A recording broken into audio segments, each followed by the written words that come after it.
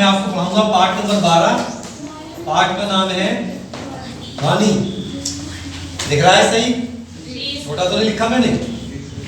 ध्वनि मतलब आवाज, और इंग्लिश में कहते हैं इसे साउंड। साउंड, आवाज के बारे में पढ़ेंगे हम। आवाज आती है ना हमें कानों में? जी सर। आवाज कहाँ पे आती है?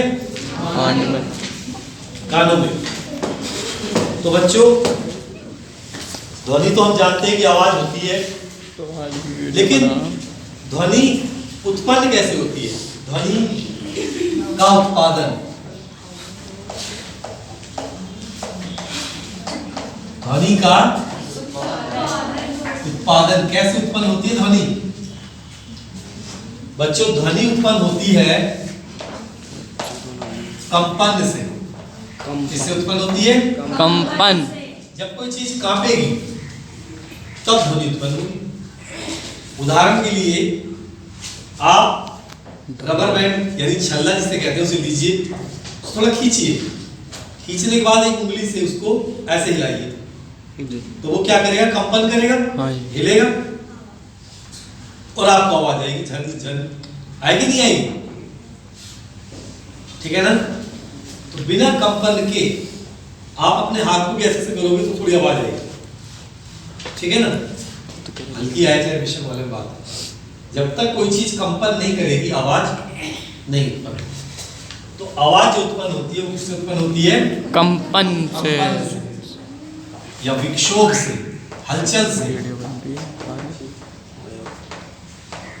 जब कहीं हलचल होगी तो वहां पर ध्वनि उत्पन्न होगी। जैसे ढोलक तो आप लोग बजाते हैं, सब किसी ने बजाई होगी।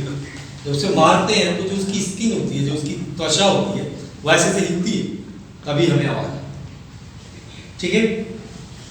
बात समझ में आई या नहीं आई? सिर्फ इतना बताइए। आई। तो ध्वनि कैसे उत्पन्न होती है? कंपन से। कंपन से। ठीक है? सुनाई जाती है। अब बात आती है ध्वनि का संचरण। संचरण मतलब आगे बढ़ना। ध्वनि का संचरण। जैसे मैं बोल रहा हूं, ठीक है, मैं आपका अध्यापक हूं और मैं बोल रहा हूं, और आप बैठे हैं छात्र। ठीक है? आप तक मेरी आवाज जा रही है। जी सर। ठीक है? मेरी आवाज आपके कानों तक जा रही है, तो कैसे जा रही है? कैसे हो रहा है ध्वनि का संचरण? संचरण मतलब चलना। पता होना चाहिए इसका क्या मतलब, गति करना। तो बच्चों, जब मैं बोलता हूं तो मेरे मुंह से वायु निकलती है। कोई भी बोलता है उसके मुंह से वायु निकलती है। वो वायु बाहर की वायु पर क्या करती है? बल लगाती है, जिससे बाहर के वातावरण में एक हलचल उत्पन्न होती है, और ये हलचल धीरे धीरे बढ़ते बढ़ते बढ़ते बढ़ते कहां पहुंचती है? आपके कान। कोई भी हलचल है वो आगे बढ़ती है माध्यम में। हमारे और आपके बीच में एक चीज है जो दिखाई नहीं दे रही है, वो है वायु। मेरे और आपके बीच ये वायु ही मेरी बातों को आपके पास तक ले जा रही है। अगर वायु हटा दें तो सिर्फ मेरा मुंह चलता आपको नजर आएगा, मेरी आवाज आपको नहीं जाएगी। तो ध्वनि के संचरण के लिए सबसे ज्यादा क्या जरूरी है? वायु। माध्यम। क्या जरूरी है? बिना माध्यम के ध्वनि एक स्थान से दूसरे स्थान तक नहीं जा सकती। ठीक है? अब जैसे चांद है, मून, वहां पर अगर दो आदमी खड़े, वो कुछ बोलेगा तो इसके पास तक नहीं जाएगा। क्यों? क्योंकि चांद पर वायु, जो वो बोल रहा है उससे जो विक्षोभ उत्पन्न हो रहा है, जो हलचल उत्पन्न हो रही है, जो कंपन उत्पन्न हो रहे हैं, उसको लेके कौन जाएगा दूसरे के पास तक? ले जाने वाला भी तो चाहिए। क्यों? देखिए, बता देता हूं। जो हम ध्वनि जिसकी बात कर रहे हैं, ध्वनि एक तरंग है। ध्वनि क्या है? तरंग। एक वेव, तरंग। वेग। कौन सी तरंग है? तरंगें दो तरह की होती है। जी एक होती है यांत्रिक तरंग और एक होती है ध्वनि विद्युत चुंबकीय तरंग। तरंग कितने प्रकार की होती है? दो प्रकार की, कौन कौन सी? यांत्रिक तरंग, विद्युत चुंबकीय तरंग। और एक होती है विद्युत चुंबकीय तरंग, विद्युत चुंबकीय तरंग, चुंबकीय तरंग के बाद तरंग। नॉलेज के लिए याद करें बच्चों, ये जो तरंग है यांत्रिक तरंग, ये बिना माध्यम के नहीं चल सकती। ये बिना माध्यम के नहीं चल सकती। नहीं चल सकती।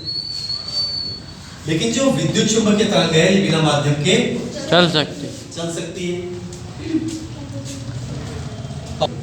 चलिए, तो विद्युत चुंबकीय तरंग जो होती है बिना माध्यम के भी चलती है।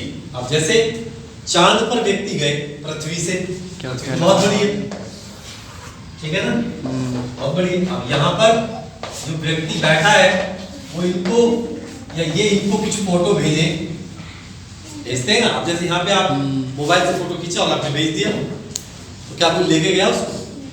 गया, लेके जाएंगे, तरंगे लेके जाएंगे। अब उनके रास्ते में ईंट पत्थर सब कुछ आते हैं, लेकिन फिर भी वो निकल जाती है। ये जो तरंगे हैं निर्वात में भी चल सकती है। निर्वात मतलब जहाँ कुछ भी ना हो। निर्वात का क्या मतलब है? जहाँ कुछ भी ना, जहाँ कुछ भी ना हो। ये तरंगे निर्वात में भी चल सकती है, लेकिन जो यांत्रिक तरंगे हैं इनको माध्यम की जरूरत है। यांत्रिक तरंगों को किसकी जरूरत है? माध्यम की। माध्यम की जरूरत है। तो ध्वनि तरंगे यांत्रिक तरंगे हैं। कौन सी तरंग है? यांत्रिक तरंग। और इन्हें माध्यम की जरूरत है, ठीक है, याद रखना इस बात को। अब यांत्रिक तरंगे भी दो तरह की होती है। ये भी बहुत सारे टाइप की होती है विद्युत चुंबकीय तरंगे, वो आप बड़ी क्लास में पढ़ेंगे। लेकिन यांत्रिक तरंग जो है दो तरह की है। एक तो होती है अनुप्रस्थ तरंग,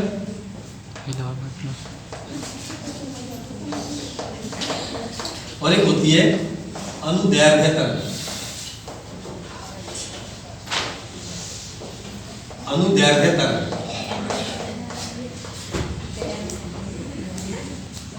ध्वनि तरंग जो होती है दो तरह की हैं। सॉरी, यांत्रिक तरंग दो तरह की है, अनुप्रस्थ और अनुदैर्घ्य। तो फिर ध्वनि तरंगे इन दोनों में से किस तरह की है? तो ध्वनि तरंगे जो है वो अनुदैर्घ्य तरंगे। ध्वनि तरंगे कैसी हैं? अनुदैर्घ्य तरंगे, ठीक है। अब ये अनुप्रस्थ और अनुदैर्घ्य कैसी है तरंगे, इनमें भी थोड़ा अंतर मैं बता देता हूं आपको। देखो बच्चों, अनुप्रस्थ तरंग जो होती है जब ये आगे बढ़ती है तो माध्यम के कण ऊपर नीचे गति करते हैं। कैसे गति करते हैं? ऊपर नीचे, ऐसे। कभी आपने पानी के गड्ढे में पत्थर फेंका होगा जी, तो उसमें तरंगे उत्पन्न हुई, होती नहीं होती है? तो हमें ऐसा लगता है चलती हुई आ रही है, दरअसल वो ऐसे ऐसे करती है। पानी के जो कण होते हैं वो ऐसे ऐसे ऊपर नीचे करते हैं। अब बहुत सारे बच्चे अगर मेरे पास खड़े हो जाए और हाथों को ऐसे ऐसे करें तो एक लहर सी अपने आप आपको दिखाई देगी। मेरे हाथ तो लहर के रूप में दिखाई देने लगेंगे हम सबके हाथ, जबकि हम सिर्फ ऊपर नीचे कर रहे हैं। तो पानी भी ऊपर नीचे ही होता है, लेकिन जब बहुत सारा एक साथ होता है तो हमें ऐसा लगता है कि कोई लहर सी आ गई है, तरंग आ गई है। और आपको और ज्यादा देखना है तो आप क्या करें, एक प्लास्टिक का ढक्कन पहले पानी में आराम से रख दें और फिर पत्थर फेंकें, तो प्लास्टिक का ढक्कन किनारे पे नहीं आएगा। जैसे तरंग तो किनारे पे लगता है जैसे आ रही है, वो वहीं पर ऊपर नीचे होता रहेगा, तो किनारे नहीं आएगा। तो इससे पता लगता है कि जो पानी का जो ढक्कन है, सॉरी प्लास्टिक का जो ढक्कन है, उसकी गति जो है माध्यम की गति को दिखाएगी कि माध्यम ऊपर नीचे हो रहा है, ढक्कन ऊपर नीचे होगा, आगे पीछे नहीं होगा। तो अनुप्रस्थ तरंग में जो कण होते हैं वो तरंग चलने की दिशा के ऊपर नीचे गति करते हैं।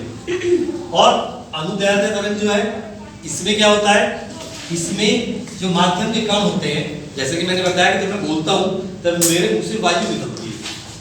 वो वायु बाहर वाली वायु को क्या करेगी? दबाएगी, एक दबाव डालेगी।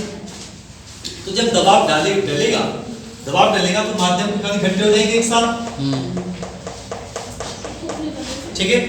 माध्यम के कण एक साथ क्या हो जाएंगे? इकट्ठे हो जाएंगे। फिर जब उनसे दबाव मेरा हट जाएगा तो फिर वो फैल जाएंगे। फैल। ठीक है, ये दबे फिर फैले फिर दबे फिर फैले। इस तरीके से ध्वनि तरंगे जो है जब ये दबती हैं तो इसे कहते हैं संपीड़न। क्या कहते हैं? संपीड़न। जब खुल जाती हैं तो उसे कहते हैं विरल। क्या कहते हैं उसे हम? तार ले दोनों बैठे तो चुपचाप काम की चीज संपीड़न और तार विरलन के रूप में विरल मतलब हल्का होता है, संपीड़न मतलब घना होता है। दब गया, संपीड़न मतलब दब गया, विरल मतलब खुल गया। तो ये जो वायु है जब हम बोलते हैं तो ये कभी संघनित इकट्ठी हो जाती है, संपीड़ित हो जाती है, तो कभी खुल जाती है। तो इसी तरीके से आगे बढ़ती है ध्वनि। ठीक है, अब एक बहुत इंपॉर्टेंट बात मैं आपको समझाने जा रहा हूं, ध्यान से सुनेंगे कि अध्यापक मान लिया बोल रहा है और छात्र को सुनाई आ रहा है, आवाज आपके पास तक जा रही है, तो आवाज लेके क्या जो बीच की जो वायु है ये आवाज लेके जा रही है वहां तक। मेरी वाली यहाँ जो वायु है क्या वो आपके पास तक जाएगी? वायु की बात कर रहा हूं। जो मेरे पास जो वायु है वो आपके कानों तक मेरी आवाज को लेके जाएगी? नहीं, वायु वहीं की वहीं रहेगी। क्या आगे जाएगा? आवाज। आवाज यानी ध्वनि। ध्वनि मतलब ऊर्जा।